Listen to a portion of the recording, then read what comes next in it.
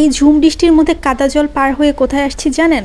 আসছি সাভারের নামা বাজারে। ওভার ক্রাউডেড ঘিঞ্জি একটা বাজারে বৃষ্টির মধ্যে যে কি অবস্থা হয় সেটা এখানে বৃষ্টির টাইমে না আসলে আসলে কেউ বুঝতে পারবেন না। এখন আপনাদের মনে নিশ্চয়ই এই প্রশ্ন আসতেছে যে এত ঝামেলার মধ্যে তাহলে আমি কেন এখানে গেলাম?